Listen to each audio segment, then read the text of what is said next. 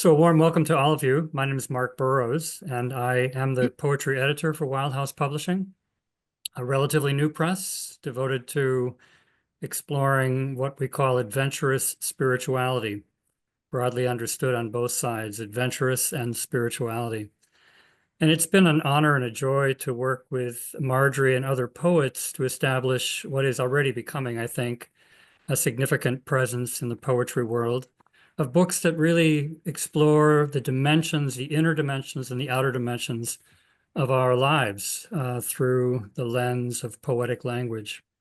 So a warm welcome to you. If you're unfamiliar with us, do check out our website, easy to find, wildhousepublishing.com, and find out what we're doing and who we are.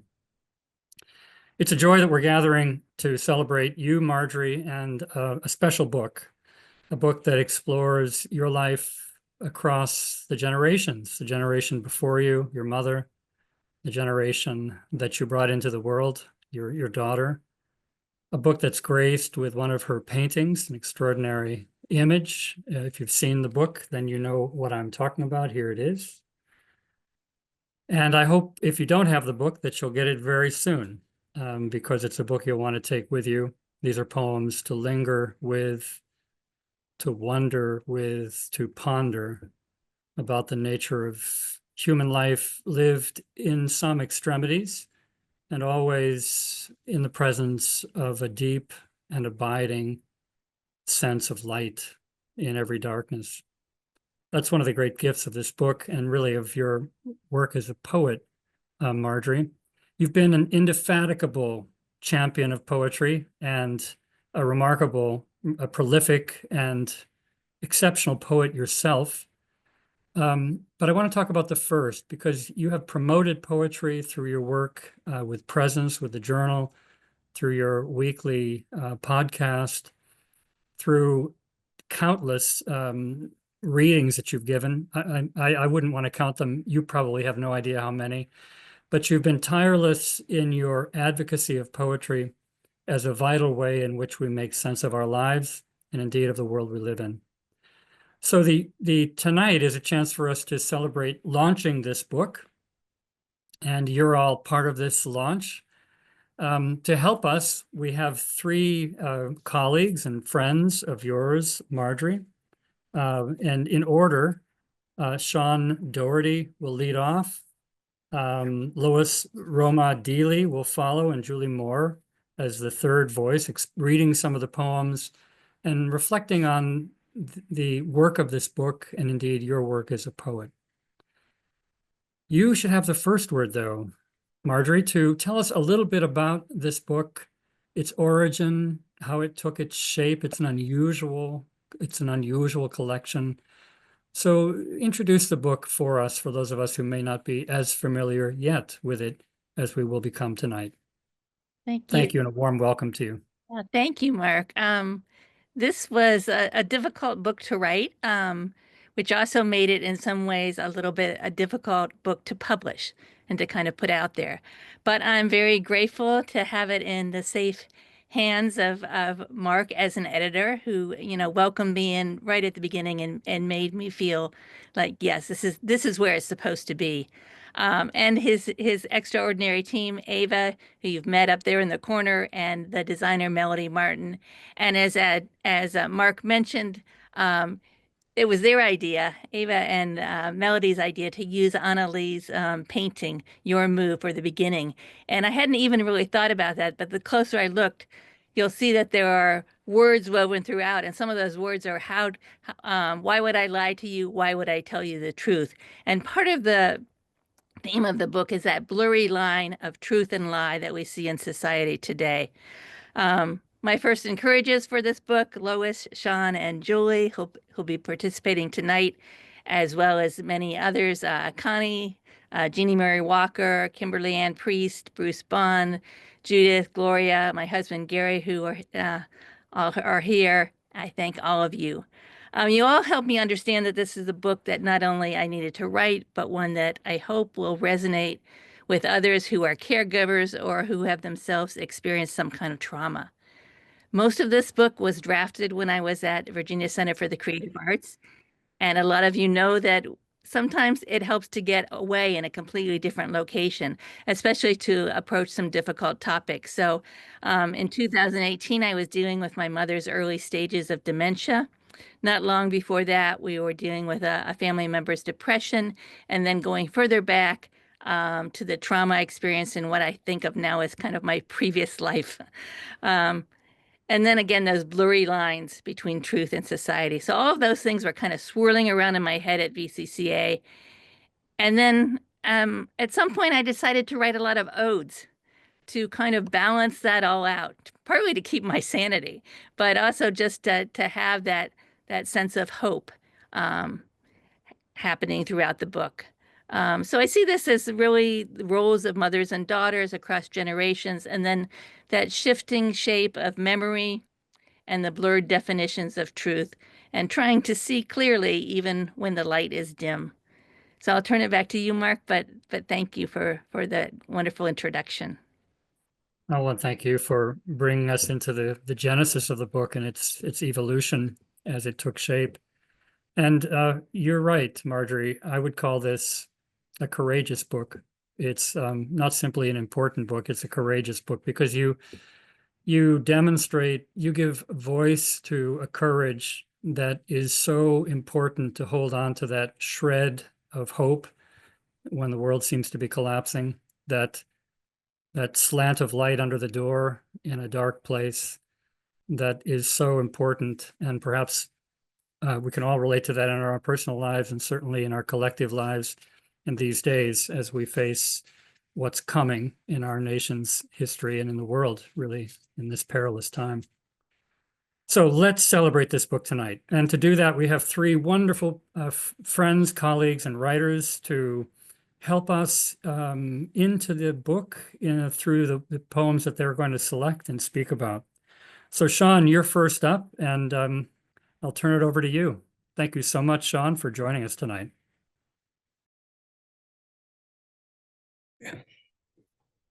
There. You guys hear me okay? Okay. This book really just hit home with me. Like all the issues about caregiving, about your mother, Marjorie. I mean, these are the things that I deal with every day. And you just got into it in such a way which makes it like anybody who's had that experience will really be moved by these poems. It was really hard to pick two poems to read tonight, but I want to read the first one called Suicide Drafts. And this is a villanelle, and I love the way that the villanelle form works to show the dialogue between these two mothers. It's like this amazing use of the form to articulate what's going on in the content. Suicide Drafts. When my childhood friend calls, I'm writing the pain of my daughter. It is the same sound as her daughter's siren, now creaking the ordinary air. If her daughter recovers, mine will as well. To even utter that other life. On the phone, we can't speak what could be. Mothers mother each other. Or else our already swollen fear, when our child calls, would write this pain too real. Daughter of my friend, your siren sounds our distance, speaks the terror I swallow each day. Friend, when is I'm here enough to cut despair from if? My daughter recovers, yours will as well. Let's utter lies to each other until they're true. Today's skies collapse. No words to say I love her enough in this weather of ordinary lives, bone bare when childhood writes its pain. My friend calls. I write my daughter to remind her of sky, of the sharp turns of weather, that I love her laughter and the apple scent of her hair in October, that where if utters her well, we will recover. Daughter of mine, I can't even if the other aloud in this autumn air, traveling fast towards other mothers who dare not stare into the evening, not knowing whether when a childhood friend will call.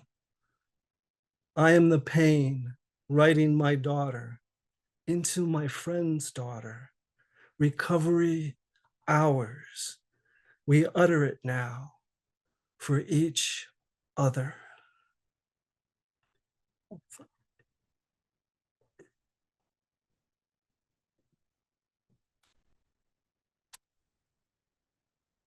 The second poem I want to read is called The Pretty Aide at the Nursing Home.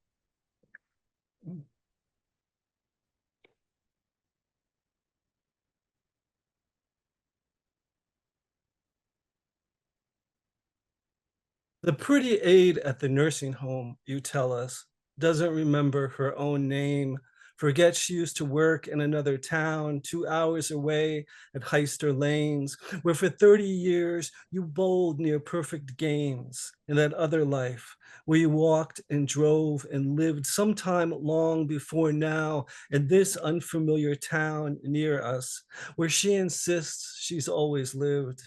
Daily, she smiles, shakes her head, claims she's never held a bowling ball, cheering loudly for your league or any other, never learned to keep score. Still, after trimming your toenails, rubbing lotion on your cracked skin, adjusting the TV to American Bowling Congress, and refilling your empty paper cup, she's remembered to sneak in an extra sugar cookie left over from yesterday's Valentine's Day party, from which she wheeled you back to your room early when you began to weep for what she refuses, even now, to recall of a life she did not have, in a town she's never seen, at a place she did not work, using the name that you insist she declines, even now, to remember. I mean, this is just a perfect caregiving poem.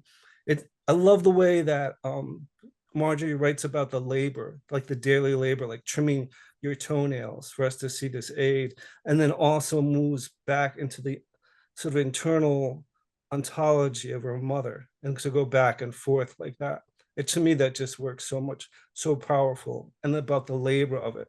And then there's this moment about the sugar cookie, like then you know what this aid is, because she does this one little thing, which maybe she's not even supposed to do, but she knows it's a really cool little thing because, she cares. She takes her job, like the care in her job, into the deepest level. So I just think this is a profound poem. Thank you.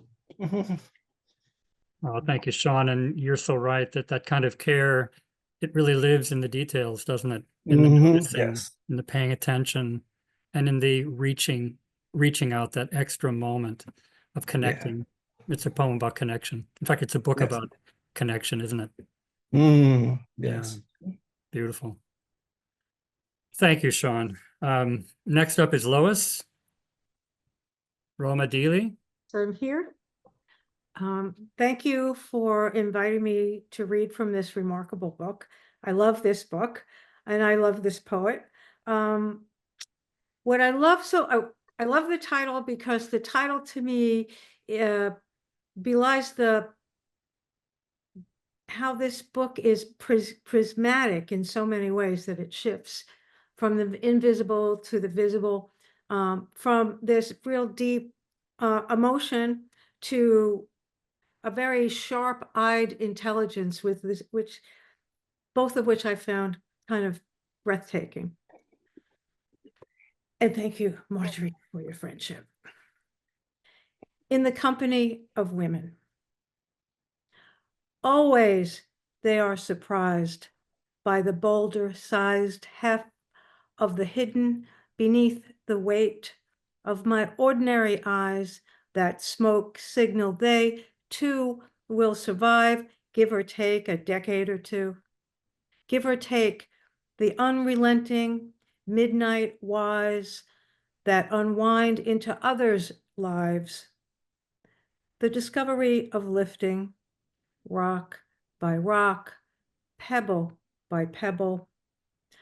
What once was thrown as victim.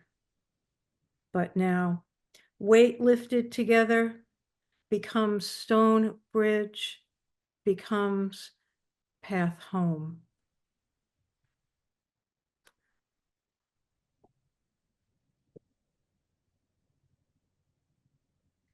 And the next poem I'd like to have the privilege of reading is Night Train.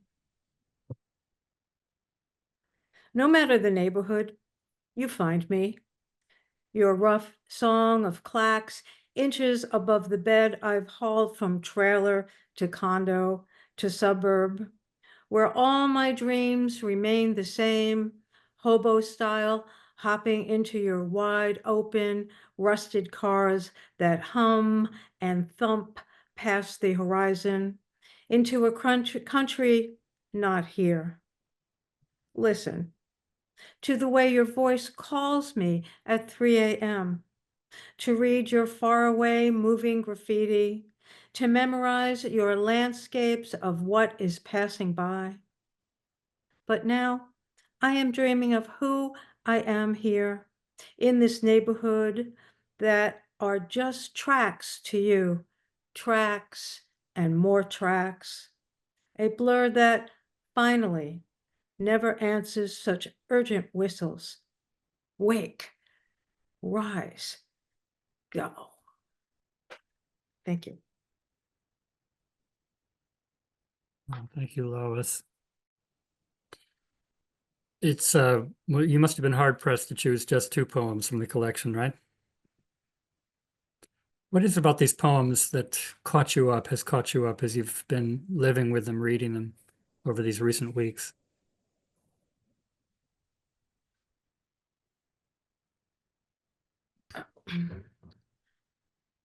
There is such a beautiful intelligence behind these poems that is married to this incredible love. And while the poems are difficult at turns, that's always undergirded by hope and by faith. And I love the title so much because it challenges us to, are you seeing things clearly? I mean, you could put lots of punctuation after that. Are you seeing things clearly? Question mark. Are you seeing things clearly? Exclamation point. Are you seeing things, semicolon? Now I'm talking like an English teacher, but so that's really what captivated me.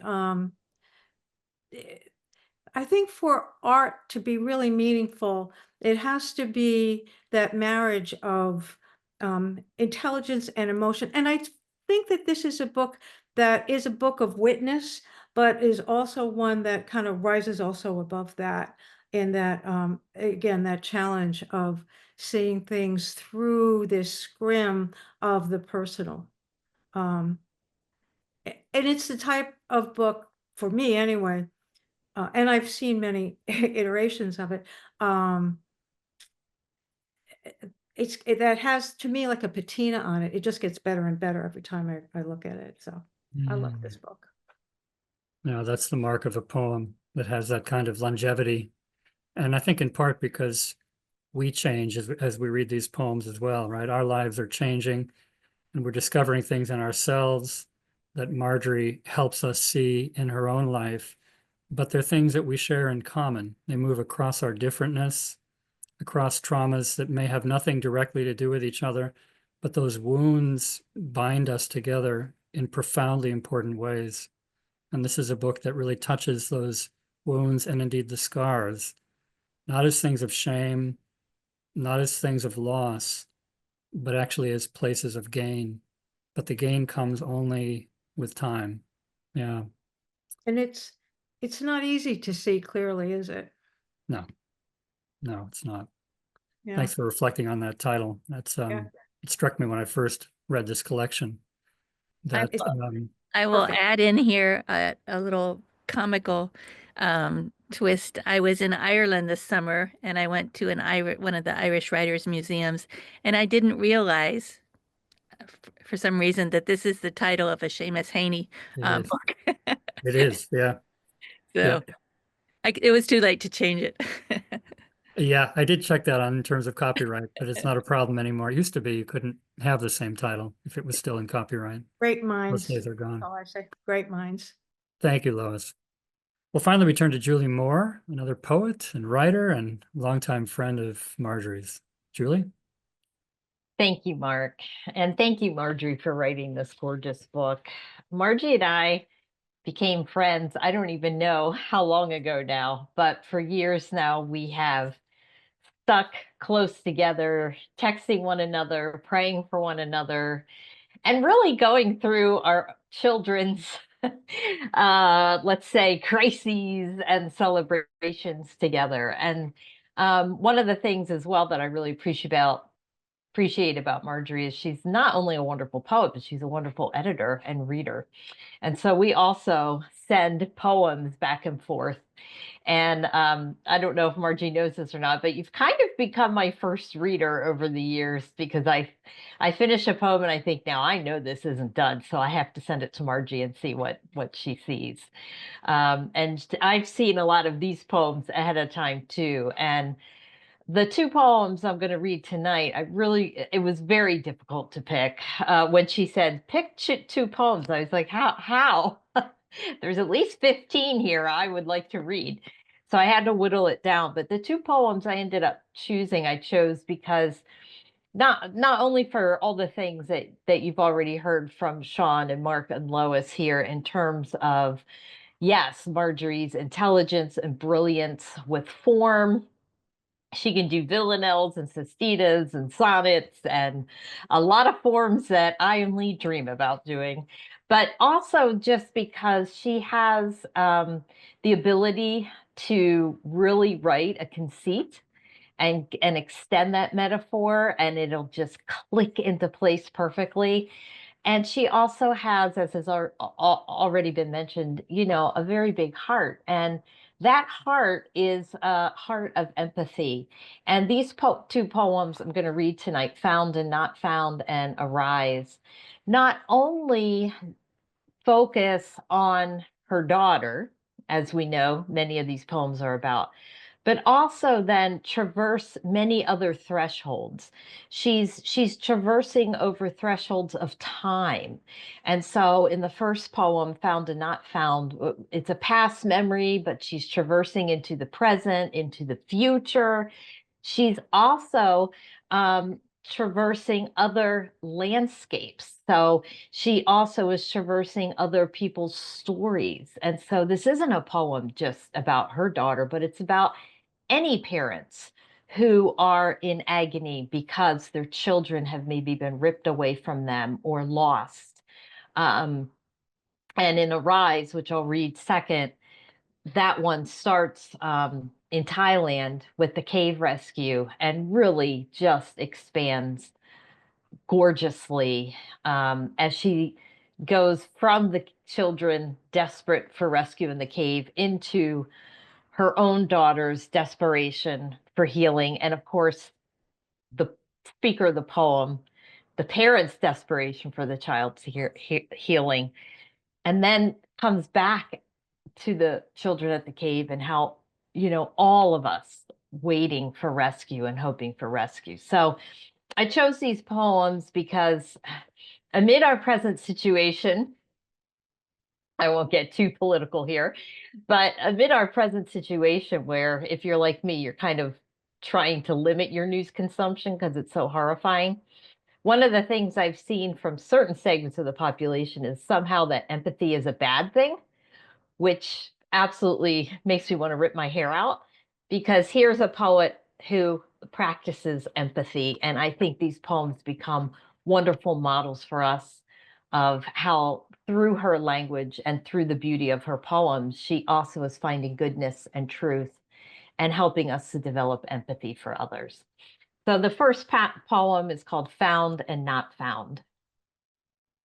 And when I lost you on the beach, you were crossing only the threshold of the tide, the Atlantic, not the Suchiate River or the Gulf. And when discovered 10 long moments later, you raised your small hand and waved, unaware of the terror in a parent's empty arms. Go back, young one, to the life you never lost, to find those crying for the hand that held them all night across the rough crossing, only to lose them now in the dead of night beside a border where patrols working the late shifts grieve for their own screaming children. Much farther away than the arm's length, these small ones know no longer. Lost child of mine, who grew up to flee far beyond the search for sand dollars and shells, hover over these unprotected strangers, as tiny as you were when the great ocean roared its omens and you turned quickly back into my seeking arms, aware only that someone larger than you had desperately called your name. Go now, do the same. When I read that poem, it just took my breath away. And I just thought, how did she do that, right? One page and in couplets, and she goes wide, she goes right, focused into the very specific and very particular. And really, I feel as though there's even the voice of God in there. Go now, do the same, as if the Lord himself is speaking in this poem, found and not found. And of course, the religious allusions there, even to Amazing Grace, I think echo throughout the poem. I think the same can be said for Arise. And I love this poem because, too, as Marjorie writes these poems, and she has other poems like this, too, in the collection, Marjorie understands very wisely that the personal is political and the political is personal. And I really believe this poem, Arise, really gets at that as well, as it begins in its first two stanzas with the search for these children who are trapped in that cave in Thailand, and then crosses another threshold, quite literally, from the second stanza to the third stanza into a Dr. Priest's mouth and voice and throat, speaking about her daughter and what her daughter's going through. And then in the last stanza, bringing it all together. So this poem is called Arise, July 2018, during the Thailand cave rescue. This is the prayer of all parents, in whispers, in screams, in the near silent gasp sinking to groan outside the dark cave of the dead and the maybe gone. Who can tell what the gruesome air is chewing? The unknown hovering, is blind hope too high, too high? This is your language, this mine, lament swirling the undercurrent of belly, twisting the tunnel's neck into blind holes, dead ends, while the now maimed but still living parents beg, arise, come forth. Come forth, the Dr. Priest, I don't know, commands my child, who has barricaded herself behind boulders of her own making. Too large. Too large, she cries when the divers swim under, around. Instruct her to breathe more deeply the length of her labyrinth that turns now into stones, not thrown, but shouldered by the belief of swimmers, by the petitions of ancients, by the precise calculations of strangers, marking the thin space between supplications, rising daily in a common language of grief or relief, swallowed again and again in the narrow cavern of waiting, someone else's words bobbing steadily in the dark night of the cold, the faithful ritual of rescue ready to begin again for this child and this one, and even mine, miles below belief and barely breathing. So thank you for writing these poems, Margie. They're just stunning and deeply, deeply moving. Thank you, Julie. And you know, you read that one so beautifully. It's a kind of poem that almost needs a second and a third reading. Oh, and definitely. A pause and a fourth reading, Yeah. because it takes you, I mean, there's something about the juxtaposing of the way it begins, the unknown hovering its blind hope too Yeah. high, too high. And we're talking about going down into Yes. the mine, right? Right. Right. Is- And I liked how Found Not Found spoke with this poem, because in Found Not Found, the speaker's voice is saying, go hover over these strangers who have lost their children, perhaps at our own country's border, because the children have been snatched from them. And then in this poem, we get the hovering again and the blind hope being too high. But like you said, it's this underbelly as well. And the underbelly of what illness is that her daughter is swimming through. Yeah, beautiful. Thank you, Julie. So, Marjorie, it's your time to share some poems and reflect on what you've heard about your work and how you'd like to present to us this remarkable collection. I would have jumped in earlier, but I was getting teary-eyed back here, and just all of your readings were just so moving and stunning. And to hear them, it's a different experience to hear somebody else read the poems, and you notice things that maybe you didn't notice before. And so I thank you, the three of you, for those really powerful readings, and for picking those particular poems. I think that many of the experiences and many of the poems that were chosen do have to do with the act of caregiving, and what Sean chose, the suicide drafts and the pretty aid at the nursing home, um, really touched on situations that happened. I did get that phone call from a friend when I was at VCCA, and the poem emerged from that. And the pretty aid at the nursing home is really based pretty pretty much line by line on experience with my father-in-law, not my mother, but still the same experience. So I thought I would respond to those poems with a sonnet for the caregivers, and this one is called Dusk, for those who have dealt with people or know people in the early stages of dementia. Dusk. This is on page 69. The way the clouds hang low, it could be noon or late fall. She doesn't know the season or the time. In her mind, the days make room for meals, for bathroom trips. No reason to remember where, why. She knows someone will arrive to take her there, will prepare the necessary plans, will know the when of her leaving, the coat she'll need to wear to brace herself from cold. Perhaps it's snow that filters out the light. Perhaps it's dusk, the long chill drawing close. And yet she hopes it's spring, late day, the world's worries hushed as she slips now towards sleep. Always the gray darkens to night.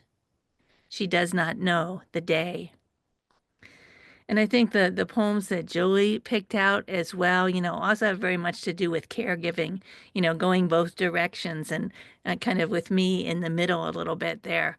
And that whole idea of empathy. I do think these, what you see every day, you do interpret through that personal lens.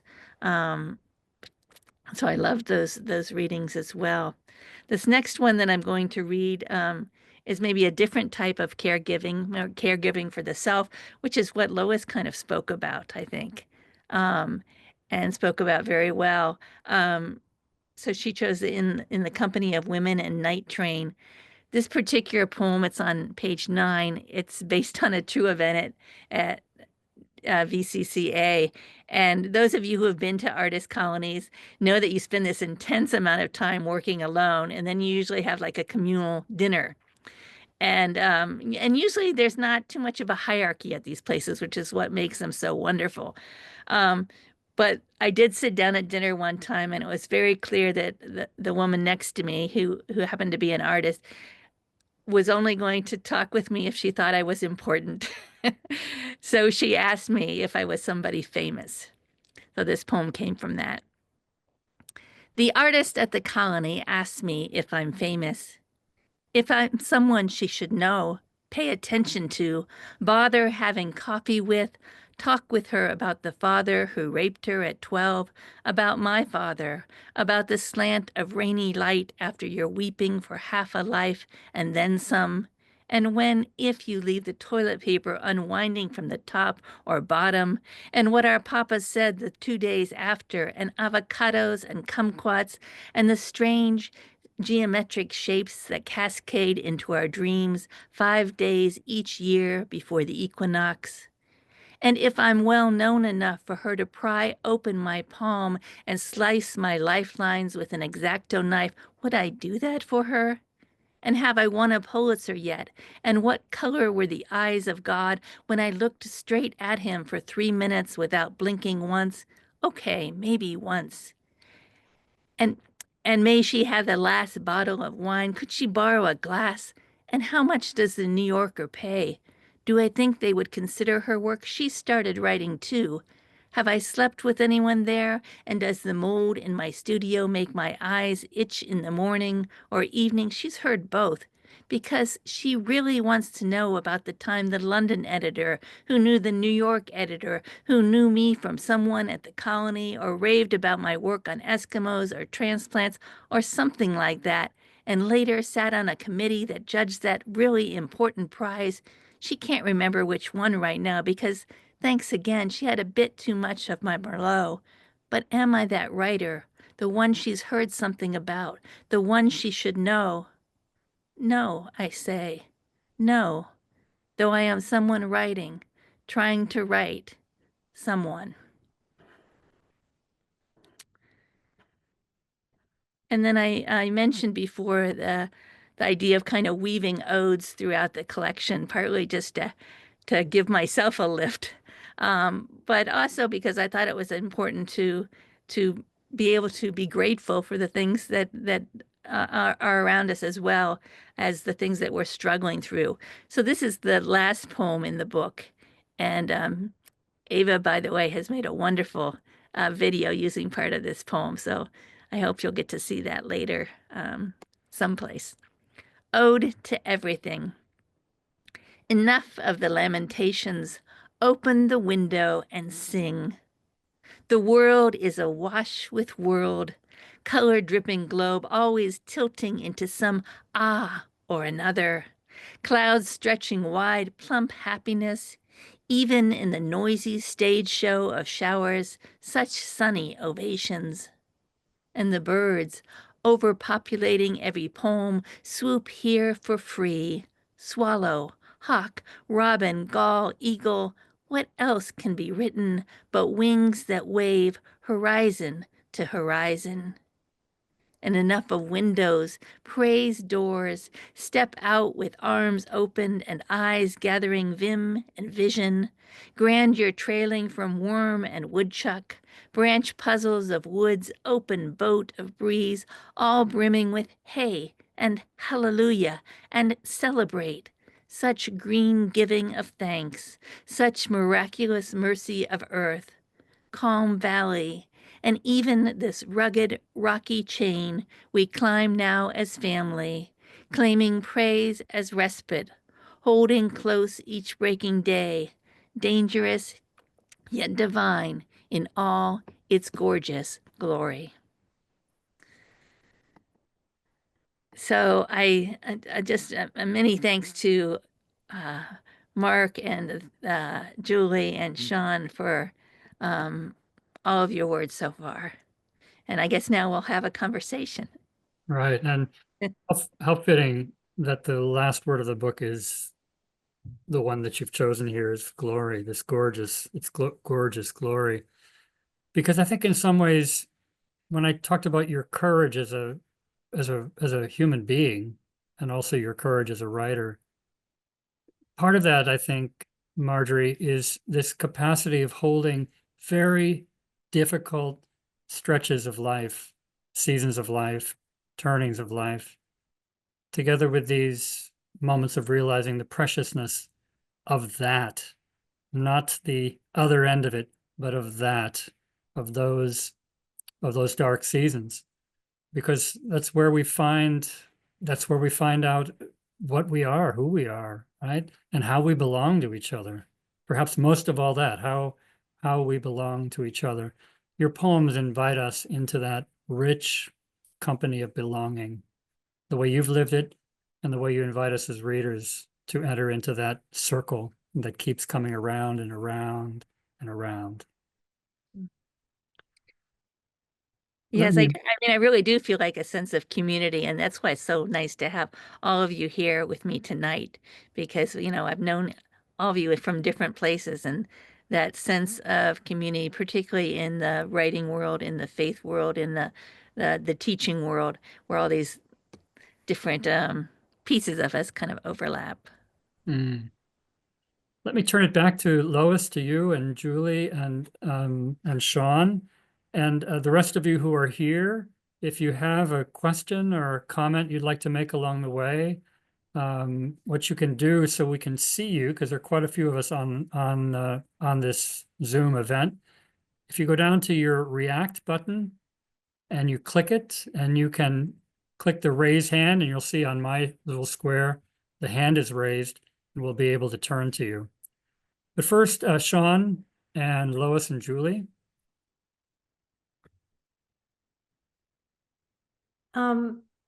Marjorie, I wonder if you could just speak to the structure of the book. I know you and I had a conversation a while back, while back, about how to move through the book. I just, maybe you can make a few comments on that. The choices you made, things you left out, things you decided to put in.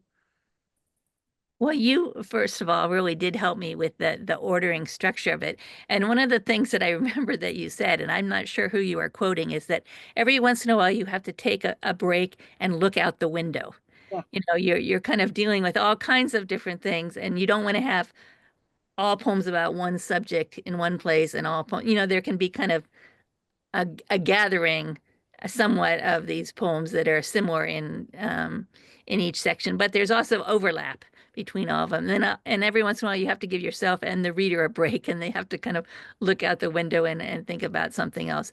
But I did do a lot of switching around. I started sending this out in 2018, and so it went through a lot of different versions. And Did you write the ode poems separately, or did you write them after you had the bulk of the book? Because I don't remember what you told me. I wrote most of the book, which kind of floors me now. I wrote most of the book at 3 weeks at VCCA.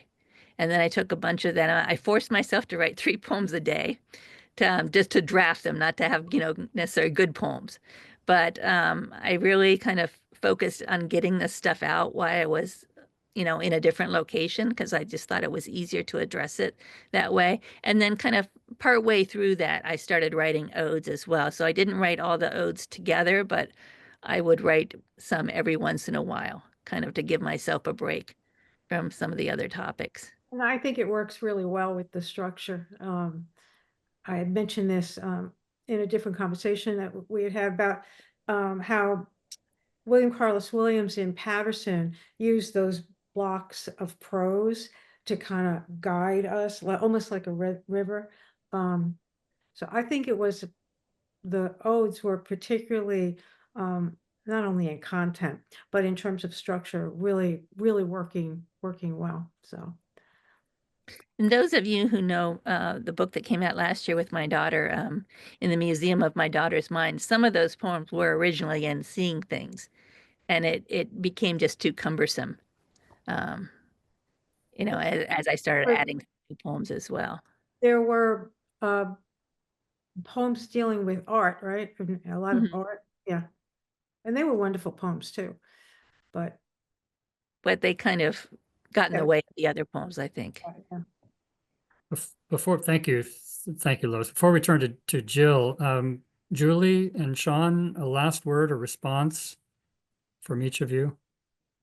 Margie, I was just going to ask, since these are poems that traffic in such difficult and deeply personal topics, I know just because we've talked about this quite a few times over the last several years, that there were times when you struggled with, do I actually publish this? How do I balance writing these difficult poems, and how much do I reveal? How much do I cloak? And so I just thought that maybe some of those folks who are here tonight might appreciate hearing a little bit about the decisions that went into what you would include detailed wise on some of these poems, what poems maybe didn't make the cut, were left out, and Yeah, I that did kind of thing. struggle with that a lot. And uh, I mean, someone when I was at VCCA,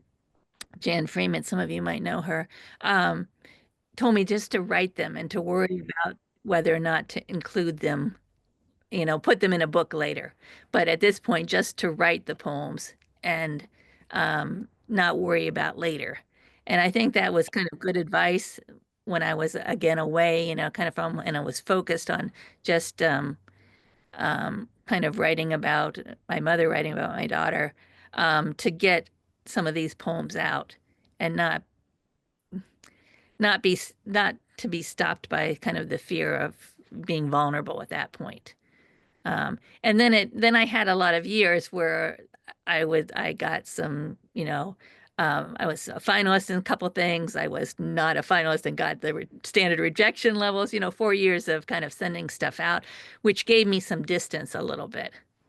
And then I also gave the manuscript to my daughter, and she gave me her blessing, and she was excited about it. So that helped quite a bit too.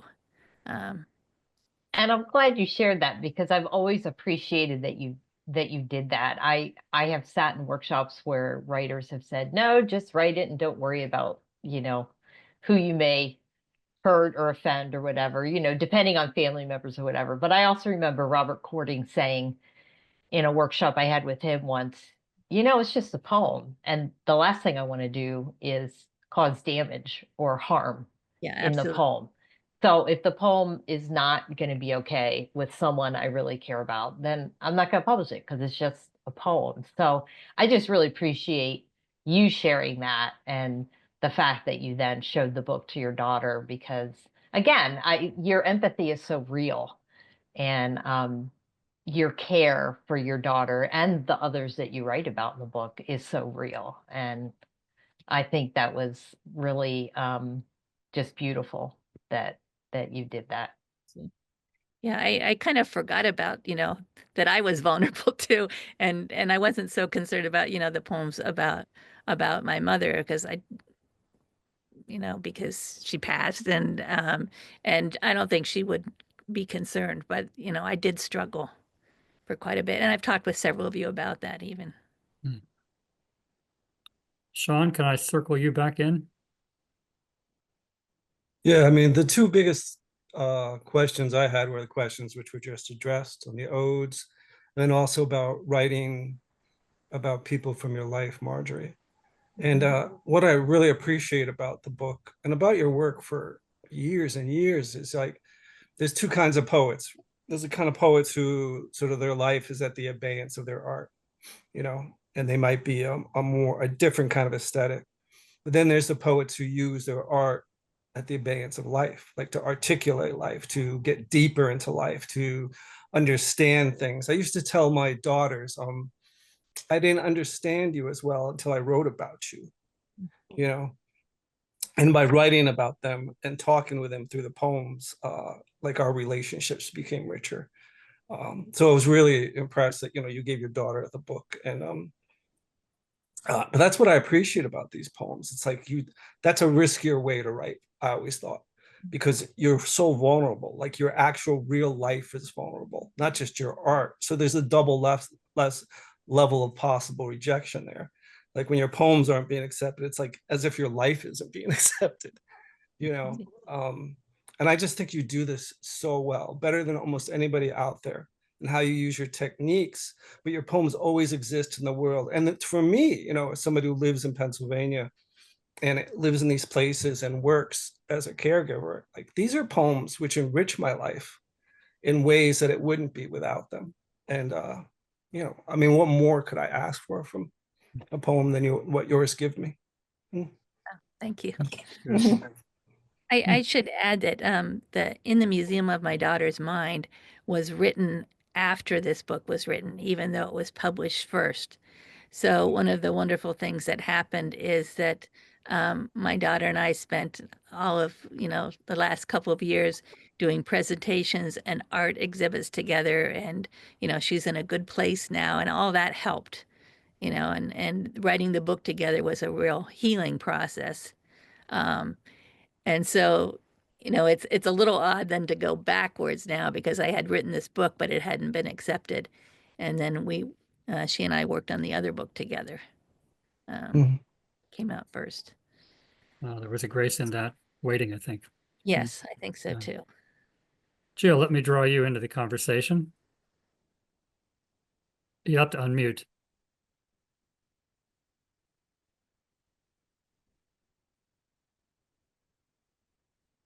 There you go. Marjorie and I have known each other for many years. I think we first met face to face in 1995. Probably Remember that? so. Yeah. I think was- at a conference. Yeah. I think I was at Juniata College for a year, and you came down to give a reading, and In a and snowstorm. yeah, it was. I mean, it was the beginning of a great stream of poems. I mean, it was a wonderful thing. As editor of a journal, I so appreciate Marjorie's work. She's one of my top 10, probably top 5 as far as the number of poems I've published. But I really enjoyed your Artist Colony poem, and I think you ought to do a book. Artist Colony poems. Artist Colony There's a poems. lot to write about. I have a second one about singing karaoke at an artist colony, but it's not in this book. Yeah. Marjorie, you're also known as a Catholic poet, and I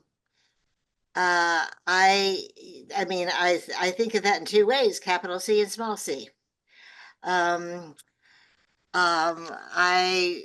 was talking to a person recently about Flannery O'Connor, and what he said was, "Oh, you know what I really don't like about her is that she's always proselytizing," which I thought was strange because I don't see it that way. But anyway, your poems don't proselytize. You're not dealing with doctrinal issues or dogma, but you're dealing with the human condition. You're showing the voice. You're showing the eyes. You're showing the body. I mean, you're showing things incarnate. You're showing how to get to that path home. Thank you. Well said. Alfonso, let's bring you in. You'll have to unmute. Hi, everyone. Hi, Marjorie. Congrats on this book.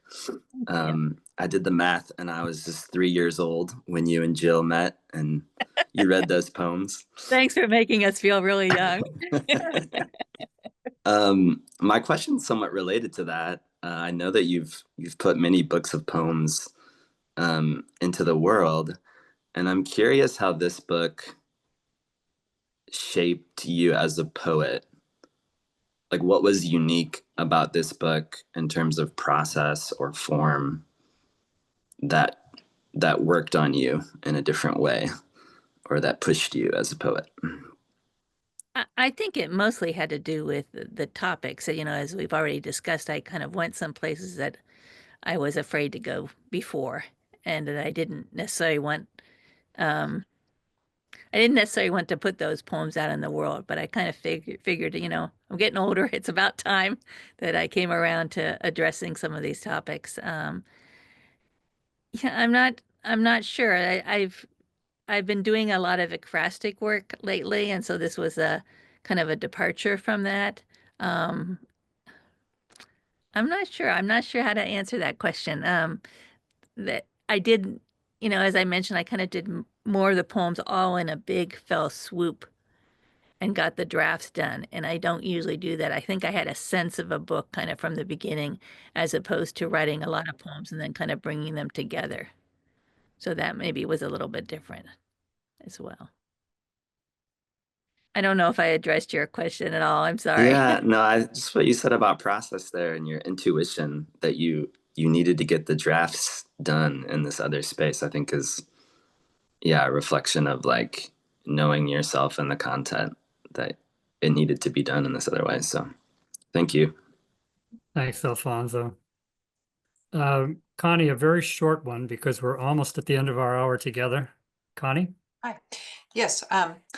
So I was wondering if any of your poems, when you wrote them, I think this word's a little bit overused, but re-traumatized you in the sense that when you wrote them, it brought back all the stuff that you went through, that you kind of went to a deeper level, that it resurfaced all the emotions that you had in the beginning to write those poems.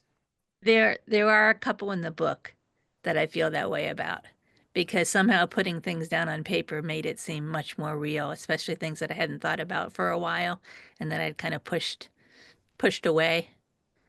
So when whenever I read those out loud again, it does kind of get to me. And even, hearing you guys read, hearing Sean and Julie and Lois read tonight, I mean, I could see myself getting kind of teary-eyed in a way that maybe I don't when I'm just reading it on the page myself, because I'm hearing it from a different angle, and it really kind of got to me. So that's a credit to your reading and your delivery of it, but yes, there are a couple that I really feel that way about.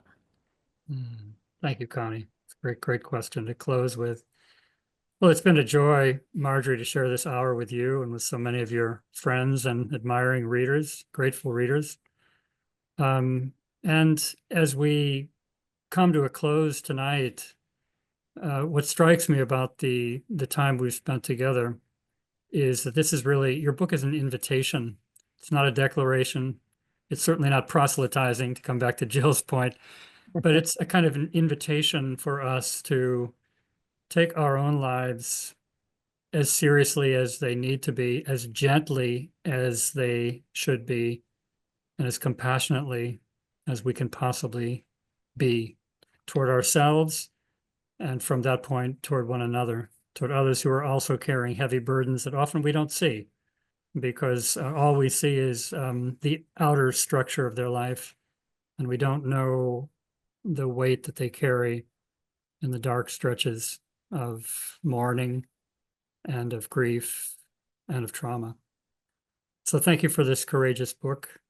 And before we turn it over to Ava to bring us to a close, a final word from you, Marjorie. And I should say, by the way, this is a book you want to have in your hands.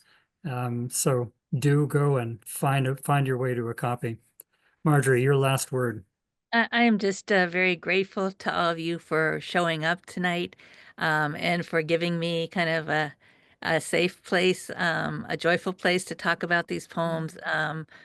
All of you have been connected to me in a pretty close, significant way, with even just individual conversations or sharing poems, or talking about writing, talking about faith, talking about the struggles that we've gone through in this world. So I just really appreciate all of you being here. Thank you, Marjorie. Ava, over to you. Thank you, Mark. Thank you, Marjorie. Thanks everyone for coming. It was really wonderful to see such an amazing turnout this evening, and thank you for your questions. If you do want to find a copy of Seeing Things, I'll go ahead and put the link in one more time. You can go to wildhousepublishing.com and navigate to the books section, and Marjorie's book should be found in that tab. The book will go live sometime tomorrow afternoon, a little bit after 12:30. That's when the link should be live and ready to go. But if you want to go ahead and pre-order, you definitely can now, and it should arrive roughly around the same time. We just have a physical book available for now, and that can be ordered through our website. Yeah, thank you again, everyone, so much for coming.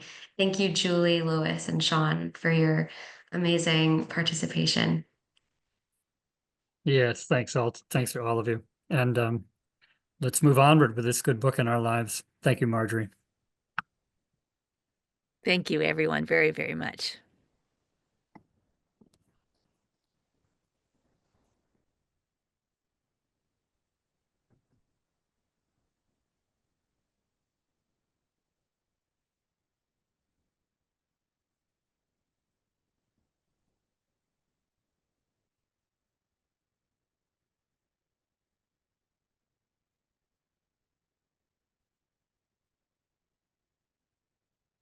I'm trying to figure out how to save the chat so I can read what everybody wrote.